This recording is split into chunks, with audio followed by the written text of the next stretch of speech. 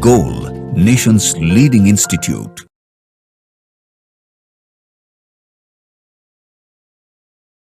Hello dear students, आज हम लोग ऑर्गेनिक केमिस्ट्री का सॉल्यूशन करेंगे स्पॉट टेस्ट 8 का। आपके सामने में जो सबसे फर्स्ट क्वेश्चन दिख रहा है वो है क्वेश्चन नंबर 153। एसर्शन दिया है, रीजन दिया है। चलिए हम लोग देखते हैं क्या कह रहा है। तो एसर्शन में कहता है primary benzylic halides are more reactive than primary alkyl halides towards SN1। Students, SN1 की रिएक्टिविटी कैसे देखेंगे? SN1 का रिएक्टिविटी कार्बोकेटाइन की स्टेबिलिटी के डायरेक्टली प्रोपोर्शनल होगा। तो अगर बेंजाइलिक हैलाइड का बनाएं तो कार्बोकेटाइन कैसा बनेगा स्टूडेंट? ये बनेगा। और अगर प्राइमरी एल्काइल हैलाइड का कुछ इस तरह का कार्बोकेटाइन बनाएं तो ये बना। ऑब्वियस सा बात है, ये मोर स्टेबल होगा, पॉजिटिव सिग्मा पाई इस तरह से रेजोनेंस के कारण। तो ये है स्टूडेंट मोर स्टेबल और ये है लेस स्टेबल। तो ये बिल्कुल सही स्टेटमेंट हुआ कि बेंजाइलिक हैलाइड ज्यादा रिएक्टिव होगा प्राइमरी एल्काइल हैलाइड से SN1 में। तो ये स्टेटमेंट करेक्ट हो गया। ठीक है स्टूडेंट, रीजन देखो, reactivity depends upon nature of solvent and nature of nucleophile. Yes, SN1 more reactive किसमें होता है? प्रोटिक या एप्रोटिक? प्रोटिक में होता है स्टूडेंट्स।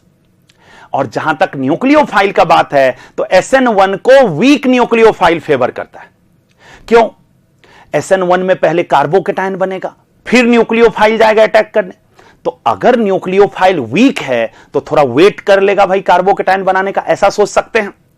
वही अगर स्ट्रॉन्ग न्यूक्लियोफाइल रहता तब तो न्यूक्लियोफाइल कार्बोकेटाइन बनाने से पहले चले जाता है अटैक करने के लिए। होता कि नहीं होता? इसलिए SN1 को कौन फेवर करेगा? Weak nucleophile. मतलब यह भी स्टेटमेंट जो है, रीजन वाला स्टेटमेंट करेक्ट है। लेकिन एसर्शन का ये रीजन करेक्ट एक्सप्लेनेशन नहीं है। क्यों भाई? ये इसलिए ना ज्यादा रिएक्टिव है बेंजाइलिक हैलाइड क्योंकि इसका कार्बोकेटाइन ज्यादा स्टेबल है। ऐसा तो नहीं लिखा है रीजन में। तो क्या होगा student? Assertion reason both are true but reason is not correct explanation of assertion.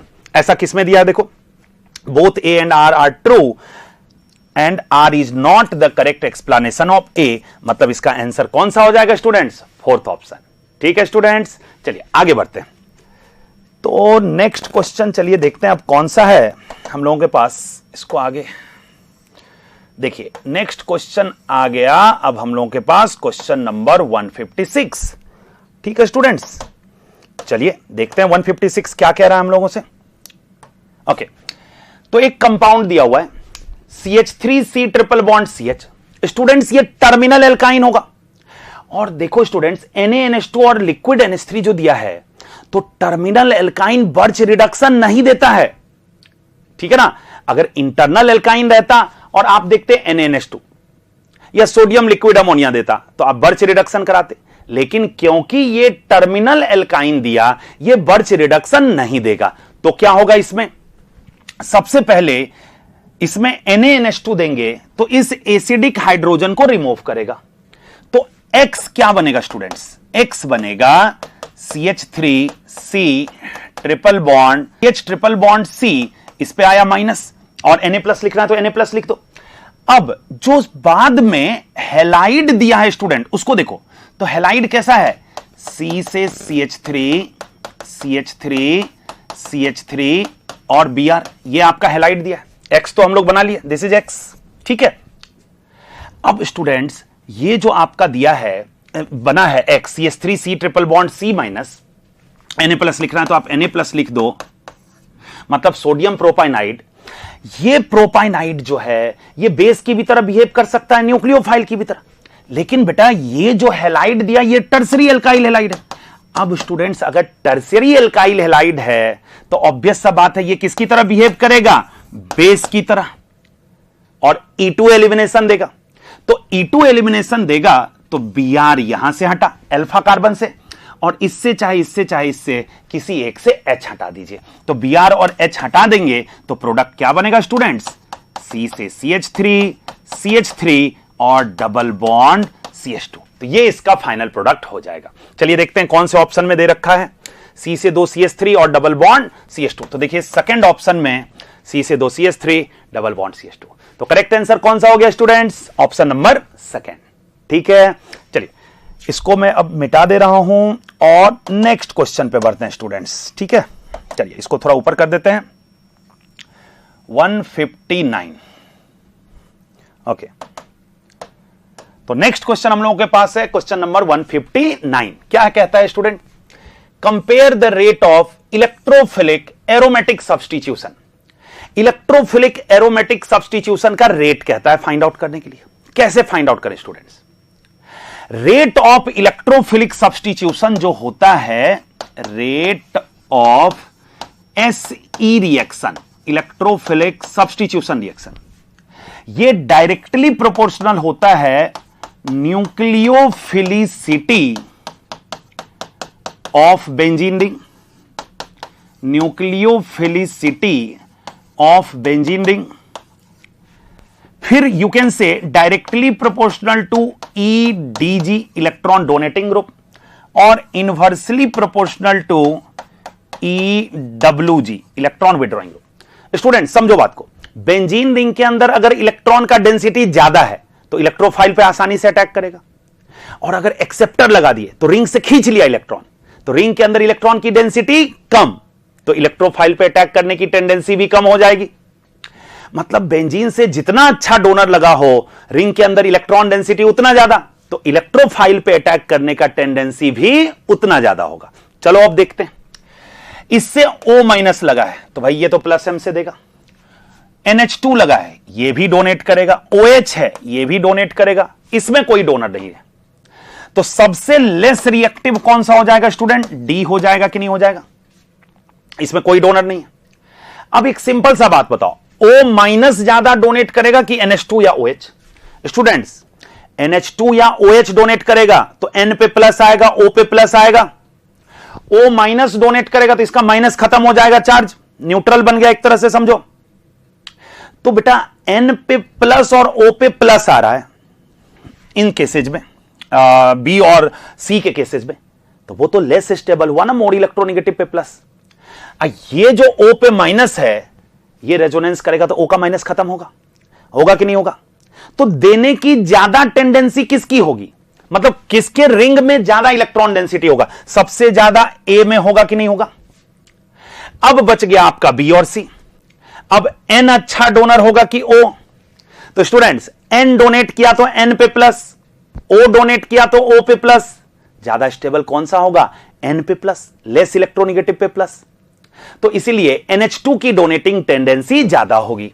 यह बहुत ज्यादा रिएक्टिव भी होता है, तो इसीलिए A के बाद हो गया B, B के बाद C and thereafter D। तो चलिए देखते हैं A, B, C, D कौन से ऑप्शन में दिया है। तो सेकंड ऑप्शन में देखिए A greater than B greater than C greater than D, तो करेक्ट आंसर हो गया सेकंड ऑप्शन।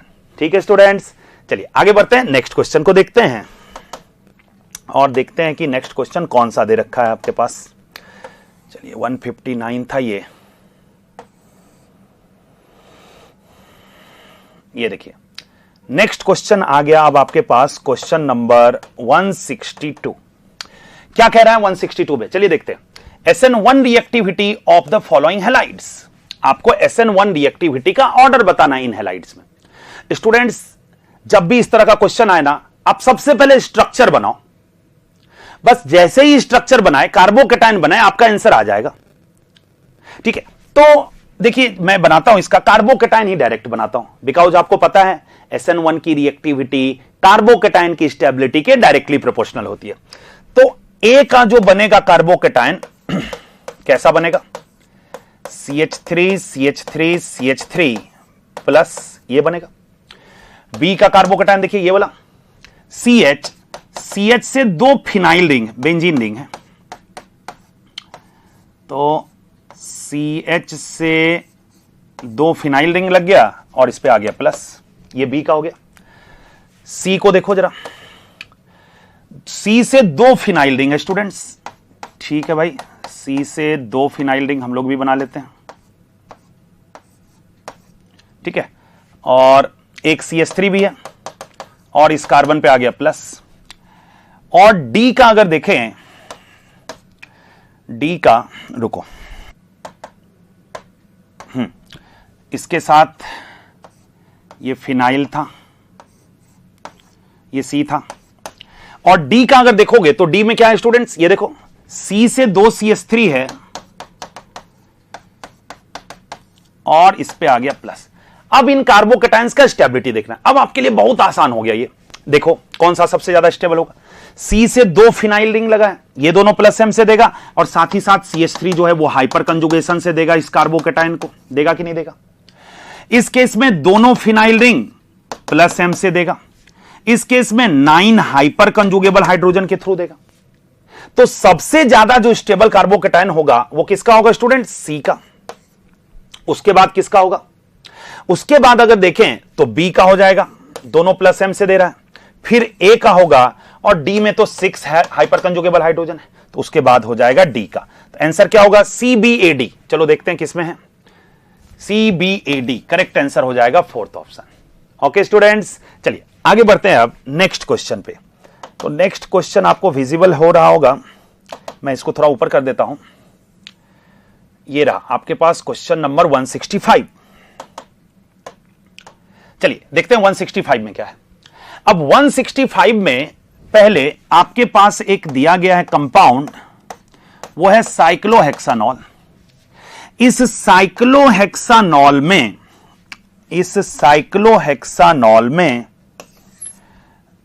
देखो क्या किया है, ये देखो मैं फिर से बना दे रहा हूं, ये रहा आपका साइक्लोहेक्सानॉल। अब इसमें H2SO4 हीट, तो कौन का H2SO4 हीट, E1 एलिमिनेशन होगा स्टूडेंट्स, ठीक है। तो इसमें आपको लिख के दिया H2SO4 हीट, मतलब एलिमिनेशन होगा E1, तो OH जाएगा, यहां प्लस आएगा, रीअरेंजमेंट तो होगा नहीं, तो बगल वाला H हटा दो, यहां से चाहे यहां से, तो पहले एक एल्कीन बन गया। अब इसमें ये X हो गया।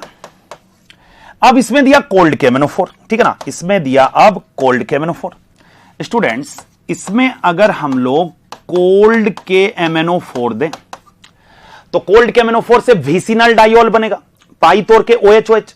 और स्टूडेंट्स कोल्ड KMnO4 के केस में सिन एडिशन होता है, तो दोनों OH सेम साइड से जुड़ेगा, ठीक है। तो जरा देखिए किस तरह से बनाए, इसमें यहां पे जो 2 OH जोड़ेंगे ना, दोनों OH को सेम साइड से जोड़ेंगे। तो देखिए एक OH ये यहां पे प्लेन के ऊपर और एक OH यहां पे प्लेन के ऊपर, तो सिन एडिशन हुआ। अब अगर आप ध्यान से इसको देखें तो यहां और यहां 2 कायरल सेंटर बन रहा है, ये दोनों सिमिलर कायरल सेंटर है। और अगर देखें तो प्लेन ऑफ सिमेट्री भी आपको दिख रहा होगा। तो स्टूडेंट्स 2 सिमिलर कायरल सेंटर और प्लेन ऑफ सिमेट्री, तो मीजोमर होगा कि नहीं स्टूडेंट्स। तो ये जो कंपाउंड बना दैट इज मीजोमर। आपसे यही तो पूछ रहा है कि जो Y प्रोडक्ट बनेगा, दिस इज Y, ये Y बना था, ये कैसा प्रोडक्ट होगा। तो आंसर क्या होगा स्टूडेंट्स, मीजो। ठीक है स्टूडेंट्स, क्लियर हो गया ये। चलिए ठीक है, आगे बढ़ते हैं अब नेक्स्ट क्वेश्चन पे। और नेक्स्ट में देखिए क्या है, ये रहा क्वेश्चन नंबर 168। तो 168 में क्वेश्चन में क्या कह रहा है, चलिए देखते हैं। Total number of secondary amine clearly लिख दिया कि भाई आपको सेकेंडरी एमाइन बनाना है C5H13N से। तो C5H13N का अगर बात करो तो इसका अनसेचुरेशन फैक्टर या डिग्री ऑफ अनसेचुरेशन अगर फाइंड आउट करोगे तो इसको इस तरह सोच सकते हो, C5H11NH2, फिर NH2 को H कर दो तो C5H12, तो अनसेचुरेशन फैक्टर आएगा 0। मतलब इस कंपाउंड में ना तो कोई पाई बॉन्ड है ना ही कोई रिंग है। ठीक है, ये क्लियर हो गया। आपको क्लियरली दिया सेकेंडरी एमाइन बनाइए।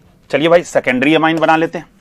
तो सेकेंडरी एमाइन बनाने के लिए पहले आपको NH लिख देना है। N अगर 2 कार्बन से जुड़ेगा तभी सेकेंडरी एमाइन होगा। अब जोड़ने के लिए कितने कार्बन से आपके पास, तो 5 कार्बन से सेकेंडरी बनाना है, ध्यान रखना। तो एक साइड हम लोग 4 कार्बन लिखते हैं और दूसरे साइड में 1 कार्बन लिखते हैं, एक हो गया।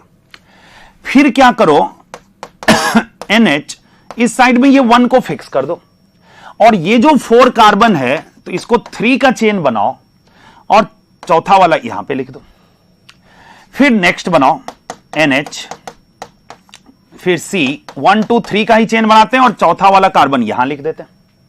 ठीक है, तो देखो 4 का चेन बनाए, 3 का चेन बनाए, चौथा यहां तो रखेंगे नहीं, फिर यही बन जाएगा। फिर एक बार यहां पे लगाए, अब 2 का चेन इस साइड में बना लेते हैं, तो NH, फिर C और C, 2 का चेन बनाए। बचा कितना स्टूडेंट्स? 2 कार्बन्स, तो 2 कार्बन का ये एक CH3 और एक CH3 लगा दो, मतलब C और C, वही हुआ। H नहीं भी लिखे चलेगा। अब तो इसमें कुछ नहीं कर सकते, ठीक है। अब क्या करो कि 1 और 4 का हम लोग पूरा पॉसिबिलिटी देख लिया, तो अब इस साइड में फिक्स कर दो 2 कार्बन। तो एक साइड में जहां की पहले हम लोग 1 कार्बन फिक्स किए थे, अब 2 कार्बन फिक्स कर दो। अब बाकी का कितना कार्बन बचा? 3, तो 3 कार्बन को 1 2 3 इस तरह से लिख लो। फिर इसमें क्या और हो सकता है? तो ये 2 कार्बन और जो 3 कार्बन है उसमें 2 का चेन बनाओ और तीसरा कार्बन यहां पे लिख दो। और तो कोई पॉसिबिलिटी नजर नहीं आ रहा है, तो काउंट करें अगर तो 1 2 3 4 5 6 इस तरह से हम लोग देख सकते हैं। तो टोटल कितना बना स्टूडेंट्स? 6 सेकेंडरी अमाइंस का फॉर्मेशन होगा। ठीक है, तो करेक्ट आंसर इसका जो होगा दैट इज 6। ठीक है, चलिए नेक्स्ट क्वेश्चन पे बढ़ेंगे अब हम लोग आगे और देखते हैं कि कौन सा क्वेश्चन दे रखा है 168 के बाद। तो ये देखिए आगे आपके पास क्वेश्चन नंबर 171 क्या कह रहा है इसमें? PHCOCH3 और बेंजीन के साथ CHO, पैरा पे लगा दिया NO2 और इसके साथ NaOH दिया, फिर H2 और हीट। स्टूडेंट्स आप इस बात को समझेंगे, जो ये NaOH दिया है दैट मींस OH माइनस दिया है। OH माइनस बेस की भी तरह बिहेव कर सकता है और न्यूक्लियोफाइल की भी तरह, दोनों की तरह बिहेव कर सकता है। अगर इस वाले सबस्ट्रेट को देखें एसिटोफिनोन को, तो यहां पीएच के साथ COCH3 है, पीएच COCH3 है तो यहां पे हाइड्रोजन तो प्रेजेंट है, एसिडिक हाइड्रोजन प्रेजेंट है। तो एसिडिक हाइड्रोजन प्रेजेंट है तो इसलिए ये बेस की तरह बिहेव कर सकता है, मतलब एल्डोल कंडेंसेशन वाला बात। और यहां पे देखें तो अल्फा H नहीं है तो केनिजारो का बात। स्टूडेंट्स ज्यादा ये किसकी तरह बिहेव करना चाहेगा? NaOH। इसके पास 2 ऑप्शन है, बेस की तरह बिहेव करें या न्यूक्लियोफाइल की तरह।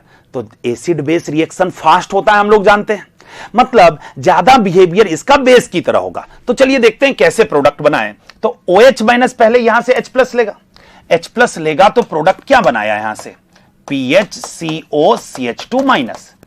अब ये जो स्पीसीज बना न्यूक्लियोफाइल की तरह बिहेव करेगा और इस सबस्ट्रेट पे अटैक करेगा, क्योंकि इस पे अटैक आसानी से होगा। तो ये अब अटैक कर लिया आपका किस पे? तो देखिए इसको रिंग ही बना देते हैं, आसान होगा आपके लिए समझने में। तो COH और पैरा पे क्या दिया स्टूडेंट्स? NO2। तो ये न्यूक्लियोफाइल की तरह अब इस कार्बन पे अटैक किया, CO को ओपन कर दिया। तो यहां से क्या प्रोडक्ट बना? तो यहां से जो प्रोडक्ट बना उसको जरा यहां पे देखो, मैं लिख रहा हूं PHCO CH2, फिर यहां पे CHO माइनस हो जाएगा OH। ठीक है भाई, तो CHOH फिर PH इस तरह से बना देते हैं और पैरा पोजीशन पे NO2 और फाइनली H2O दे दिए थे हम लोग, O माइनस OH हो गया। और फाइनली जब आप इसको हीट करेंगे तो जो फाइनल प्रोडक्ट बनेगा ये OH, यहां से H हटेगा, तो PHCO CH double bond CH फिर सिंगल बॉन्ड PH के साथ NO2। और ये कौन से ऑप्शन में दे रखा है जरा उसको देखिए। तो थर्ड ऑप्शन देखो, PHCO C double bond C PH के साथ NO2। तो करेक्ट आंसर कौन सा हो जाएगा? Third option. ठीक है स्टूडेंट्स, चलिए देखते हैं नेक्स्ट क्वेश्चन इसके बाद कौन सा है। तो नेक्स्ट क्वेश्चन इसके बाद जो हम लोगों को दिया गया है दैट इज क्वेश्चन नंबर 174। तो अच्छा क्वेश्चन है 174। नीट में भी एक बार इस तरह का क्वेश्चन आया हुआ था। स्टूडेंट्स है क्या, जरा ध्यान से देखिए। यहां पे C ट्रिपल बॉन्ड C मतलब एल्काइन दिया और आपको कीटोन भी दिया, एल्काइन और कीटोन दोनों है। H2 1 इक्विवेलेंट मतलब एक ही H2 है आपके पास, तो या तो ये एल्काइन रिड्यूस होगा या तो ये कीटोन रिड्यूस होगा। तो रिएक्टिविटी हाइड्रोजिनेशन में किसकी ज्यादा होती है? तो रिएक्टिविटी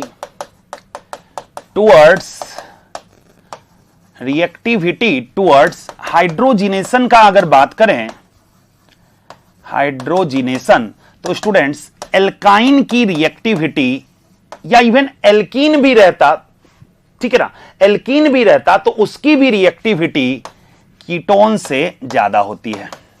ठीक है स्टूडेंट्स, तो इजीली जो हाइड्रोजिनेशन होगा वो किसका होगा, एल्काइन का या कीटोन का, ऑब्वियसली एल्काइन का। तो एक H2 दिया है तो इसका एक ही पाई टूटेगा ना, तो एक पाई ब्रेक हुआ, एक H यहां पे, एक H यहां पे, तो जो प्रोडक्ट बनेगा वो क्या बनेगा, CH3 CH double bond CH फिर CH2 CO CH3, इस तरह से प्रोडक्ट का फॉर्मेशन करेंगे। और ये कौन से ऑप्शन में दिया है student, CH3 CH double bond CH CH2 CO CH3, तो करेक्ट आंसर हो जाएगा फर्स्ट ऑप्शन। ठीक है स्टूडेंट्स, आगे बढ़ें, चलिए देखते हैं नेक्स्ट कौन सा दिया हुआ है आपके पास क्वेश्चन। ये था 174, तो 174 के बाद जो नेक्स्ट क्वेश्चन है आपके पास वो है 177। 177 में क्या कह रहा है, चलिए देखते हैं। The decreasing order of basic strength of given compound, basic strength पूछ रहा है सिंपली। तो लुईस बेस कौन अच्छा होगा, जो इलेक्ट्रॉन पेयर इजीली डोनेट करेगा। ठीक है स्टूडेंट्स, चलो देखते हैं। इसमें NH2 है, कहीं कुछ और ग्रुप नहीं लगा हुआ है, यहां NO2 -M से पुल करेगा, खींचेगा, ओके। CN -M से पुल करेगा, OH +M से डोनेट करेगा, NH2 +M से डोनेट करेगा, इस तरह से देखना है।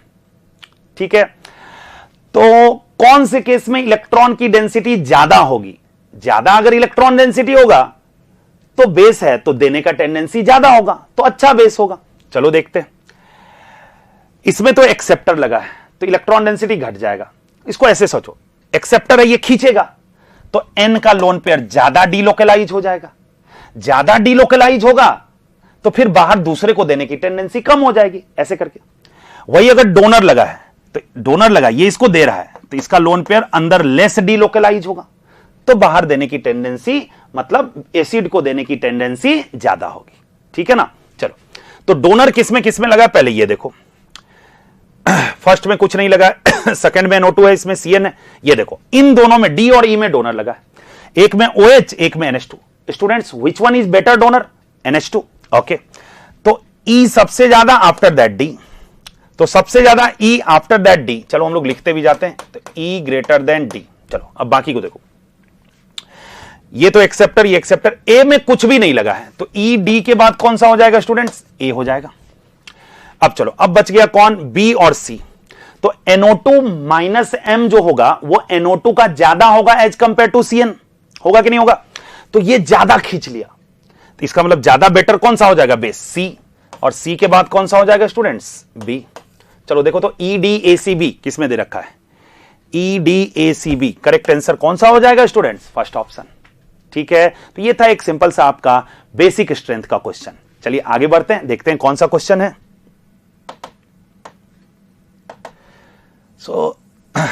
ये था 177, और ये देखिए आगे आपके पास question number 180। Compare CHA CHB CHD bond strength, bond strength ज्यादा मतलब बॉन्ड एनर्जी ज्यादा, ठीक है ना। अच्छा, CH बॉन्ड का जो डिसोसिएशन होगा होमोलिटिकली होगा कि नहीं स्टूडेंट्स, होता क्या है,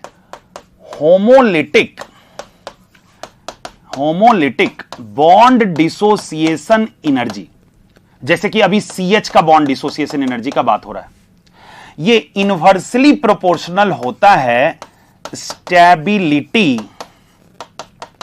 of free radicals formed, stability of free radicals formed.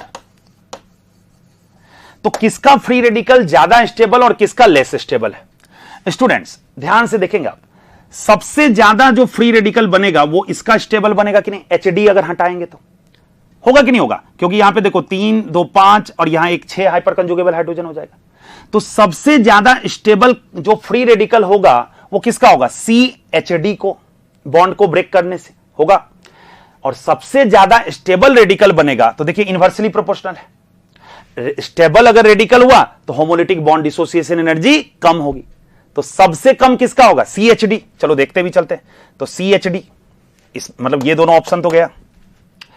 इसके बाद देखो, इसके बाद जो फ्री रेडिकल स्टेबल होगा वो ये वाला, इसमें भी ज्यादा हाइपर कंजुगेबल हाइड्रोजन होगा, मतलब CHB वाला।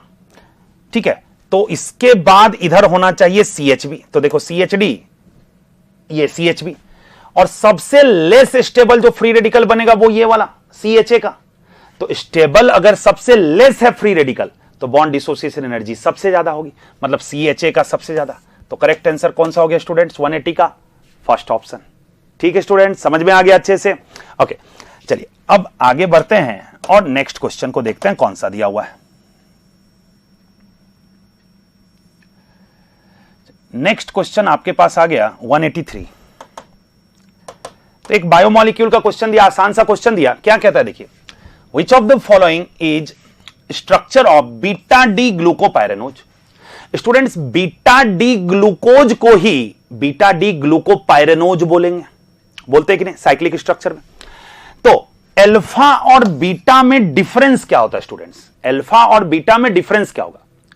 अल्फा में OH राइट हैंड साइड होता है, जो कार्बन नंबर 1 होगा, जो एनोमेरिक कार्बन है, ये देखिए, ये है कार्बन नंबर 1, ठीक है, ये कार्बन नंबर 1 है, ये कार्बन नंबर 2, ये 3, ये 4, ये 5, ये 6, इस तरह से होता है। तो अगर कार्बन नंबर 1 पे OH राइट हैंड साइड हो तो उसको कहते हैं अल्फा।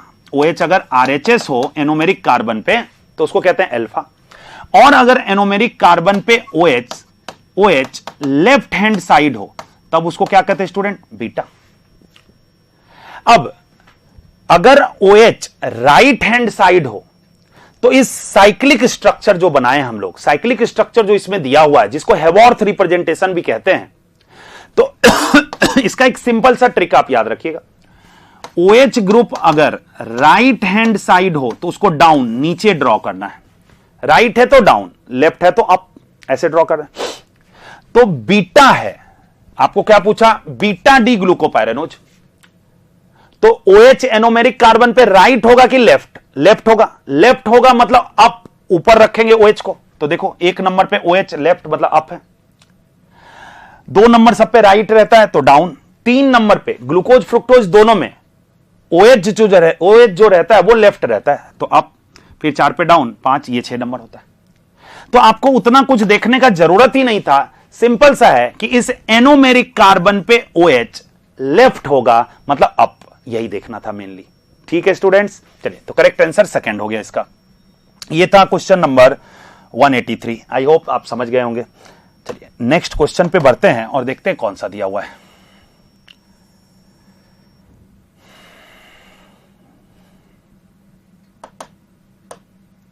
नेक्स्ट क्वेश्चन हम लोगों के पास है क्वेश्चन नंबर 186। देखिए 186 में क्या कहता है, एक कंपाउंड A है जिसमें हॉट KMnO4 दिए, ऑक्सीडेशन कराए तो ये 2 प्रोडक्ट बना। स्टूडेंट्स, हॉट KMnO4 का अगर आपको प्रोडक्ट बनाना हो तो सिंपली ऑक्सीडेटिव ओजोनोलिसिस का जो प्रोडक्ट बनता है ऑलमोस्ट वही प्रोडक्ट आप लिख देंगे, वही प्रोडक्ट बना देना है हॉट KMnO4 के केस में। ठीक है, तो किससे ये बनेगा ये तुमसे पूछा जा रहा है, ठीक है ना।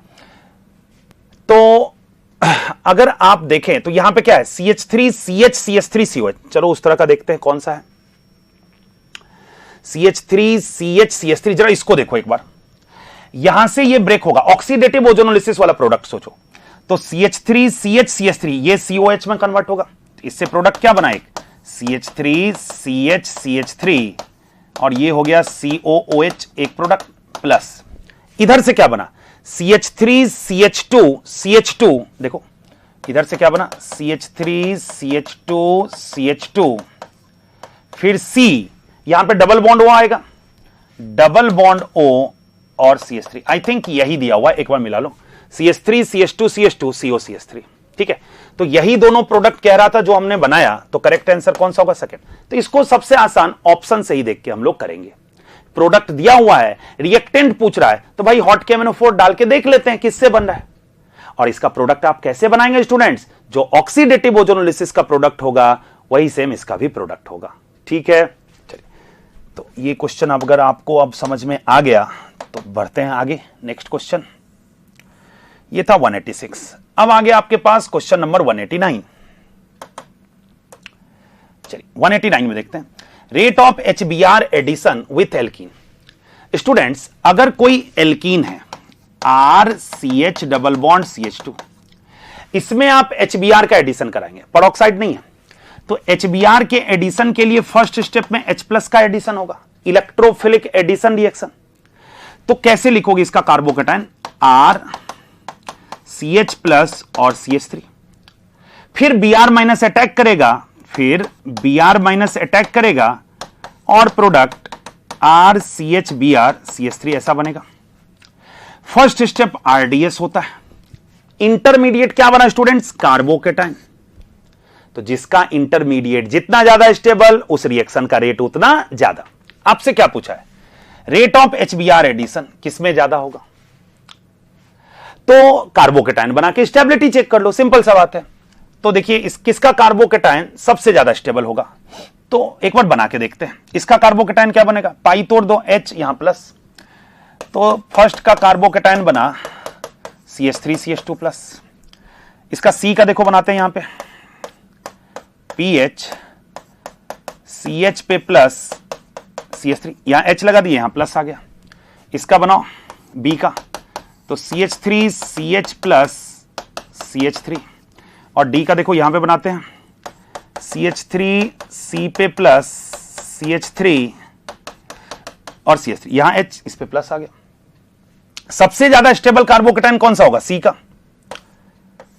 बेंजाइलिक ही नहीं है, बेंजाइलिक तो है ही, साथ साथ 3 हाइपर कंजुगेबल हाइड्रोजन भी है, ये भी देखो, तो सबसे ज्यादा स्टेबल C हो गया। उसके बाद D हो जाएगा 9 अल्फा H, उसके बाद कौन सा होगा? B 6 अल्फा H, और उसके बाद A। तो जो कार्बोकेटाइन की स्टेबिलिटी का ऑर्डर होगा वही तो रेट ऑफ HBr का एडिशन, मतलब इलेक्ट्रोफिलिक एडिशन का होगा। तो CDBA कौन से ऑप्शन में दे रखा है? देखो CDBA करेक्ट आंसर हो जाएगा फर्स्ट ऑप्शन। ठीक है स्टूडेंट्स, समझ में आ गया अच्छे से? ओके, तो बढ़ते हैं अब नेक्स्ट क्वेश्चन की तरफ और देखते हैं कौन सा क्वेश्चन है। ये देखिए क्वेश्चन नंबर 1 आया आपके पास, क्वेश्चन नंबर 192। चलिए इसको भी सॉल्व कर लेते हैं। 192, इसमें देखिए Hg2+ डाइल्यूट H2SO4 है, इसका मतलब ऑक्सीमर्क्यूरेशन डीमर्क्यूरेशन, और ये स्टूडेंट्स एल्काइन का है, तो इसको कुचरोव रिएक्शन कहते हैं। कंफ्यूज नहीं करना है, ऑक्सीमर्क्यूरेशन डीमर्क्यूरेशन जो बोलते हैं वो किसके लिए बोलते हैं? एल्कीन के लिए। और यहां Hg2+ और डाइल्यूट H2SO4 है, तो इस रिएक्शन का नाम क्या बोलेंगे? कुचरोव रिएक्शन। ठीक है, नाम है कुचरोव रिएक्शन। इसका प्रोडक्ट आप कैसे बनाते हैं? एक सिंपल लैंग्वेज में बात करें तो मार्कोनिकॉफ के according double bond O attach कर दो डायरेक्ट।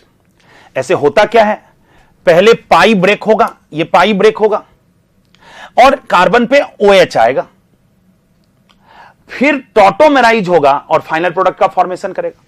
तो आप इसको डायरेक्ट वे में लीजिए ना, सीधा मार्कोनिकॉफ रूल के according double bond O attach कर दो। फाइनल प्रोडक्ट अगर पूछ रहा है, इंटरमीडिएट प्रोडक्ट पूछा तो मार्कोनिकॉफ से OH अटैच कर दो, सीधा बात।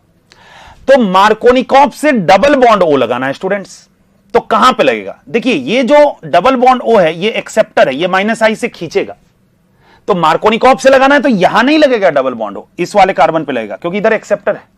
मतलब जो प्रोडक्ट बनेगा वो कुछ ऐसा बनेगा, ये CH2COH ऐसा प्रोडक्ट बनेगा। ठीक है, पहले क्या बना होगा? अगर इंटरमीडिएट प्रोडक्ट, ये तो फाइनल प्रोडक्ट हुआ, इंटरमीडिएट प्रोडक्ट का बात करें तो C डबल बॉन्ड O, यहां H और यहां पे OH, पहले ये बनेगा। यहां पे ध्यान रखना ये एक्सेप्टर है, इसलिए OH यहां पे आया। अब इसको अगर टॉटोमेराइज कर दो, इसको अगर टॉटोमेराइज कर दो तो फाइनल प्रोडक्ट ये बनेगा, ये डबल बॉन्ड आप देख सकते हैं CH2 और COH हो जाएगा। तो कौन से ऑप्शन में दे रखा है इसको देखो, फाइनल प्रोडक्ट ही हम लोग को देखना है, तो डबल बॉन्ड हो CH2 COH, मतलब करेक्ट आंसर इसका सेकंड ऑप्शन हो जाएगा। ठीक है स्टूडेंट्स, समझ में आ गया अच्छे से? ओके, 192 क्वेश्चन नंबर ये था। अब आगे बढ़ते हैं और देखते हैं कि कौन सा क्वेश्चन है हमारे पास। तो ये देखिए नेक्स्ट क्वेश्चन आ गया अब आपके पास, क्वेश्चन नंबर 195। क्या कहता है 195? In which of the following compounds lone pair of nitrogen is not involved in resonance? बहुत आसान सा क्वेश्चन दिया है एक जीओसी का, रेजोनेंस का, कि किसमें नाइट्रोजन का लोन पेयर रेजोनेंस में इन्वॉल्व नहीं है। ओके, चलिए देखते हैं। फर्स्ट को अभी रहने देते हैं, बाकी को देखते हैं। लोन पेयर सिग्मा पाई, हां भाई ये तो होगा resonance. Lone pair sigma pi, इसमें भी होगा resonance. Lone pair sigma pi, yes इसमें भी होगा। फर्स्ट में भी ऐसा दिख रहा है कि लोन पेयर सिग्मा पाई ये है, लेकिन स्टूडेंट अगर रेजोनेंस इसमें करा दो तब सिचुएशन क्या बनता है जरा देखो। ये n अगर रेजोनेंस करा दें तब का सिचुएशन क्या बनेगा। ये लोन पेयर इधर की तरफ, ये इधर की तरफ, तो यहां डबल बॉन्ड, ठीक है, प्लस और ये O माइनस होगा कि नहीं। अब स्टूडेंट अगर ध्यान से तुम देखो तो ब्रिजहेड पे ये 1 2 3 sp2 आ गया कि नहीं, और ब्रिजहेड पे अगर sp2 आएगा तो ब्रेड्स रूल के हिसाब से ये इनवैलिड स्ट्रक्चर होगा कि नहीं। तो ये जो स्ट्रक्चर बना ये एक्चुअल में इनवैलिड स्ट्रक्चर है, तो ये नहीं होगा रेजोनेंस। इसका मतलब हम लोग जो रेजोनेंस कराए वो गलत है। तो किस, इसमें तो यही पूछ रहा है कि लोन पेयर ऑफ नाइट्रोजन किसमें रेजोनेंस में इन्वॉल्व नहीं है, तो करेक्ट आंसर कौन सा होगा, फर्स्ट।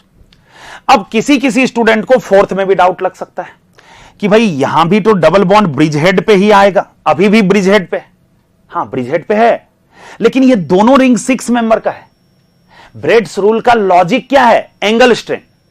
तो स्टूडेंट हाइब्रिडाइजेशन अगर अभी sp2 है तो बॉन्ड एंगल होना चाहिए 120, ओरिजिनल का भी 120 है, तो एंगल स्ट्रेन तो है ही नहीं।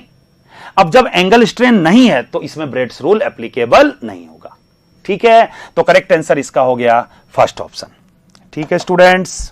चलिए इसके बाद आगे बढ़ते हैं और देखते हैं और कौन सा क्वेश्चन है। ये देखिए, ये आ गया क्वेश्चन नंबर 198। अब 198 में क्या कह रहा है, चलिए देखते हैं। H2 इक्विवेलेंट दिया हुआ है, PD दिया हुआ है। तो स्टूडेंट्स यहां पे स्टेरिक हिंड्रेंस ज्यादा है इस C डबल बॉन्ड C पे, यहां पे स्टेरिक हिंड्रेंस कम है। तो आपके पास एक ही H2 है, ठीक है, एक ही H2 है, तो किसका रिएक्टिविटी ज्यादा होगा, तो स्टेरिक हिंड्रेंस के इनवर्सली प्रोपोर्शनल होता है। तो यहां पे जो है स्टेरिक हिंड्रेंस ज्यादा, तो मोर रिएक्टिव कौन होगा, ये ऊपर वाला डबल बॉन्ड। तो ऊपर वाला जो डबल बॉन्ड का पाई टूटेगा, एक H यहां पे, एक H यहां पे, होगा कि नहीं होगा। और उस हिसाब से अगर देखें तो देखिए ये वाला डबल बॉन्ड तो है ही, ये तो कहीं नहीं गया। ऊपर जो ये पाई बॉन्ड है ये ब्रेक होकर के H और H लगाया, तो करेक्ट आंसर कौन सा हो जाएगा स्टूडेंट्स, सेकंड ऑप्शन। तो क्वेश्चन नंबर 198 का आंसर हो गया सेकंड, ठीक है स्टूडेंट्स। तो यही जो क्वेश्चन था स्टूडेंट 198, ये आपका ऑर्गेनिक केमिस्ट्री का लास्ट क्वेश्चन था।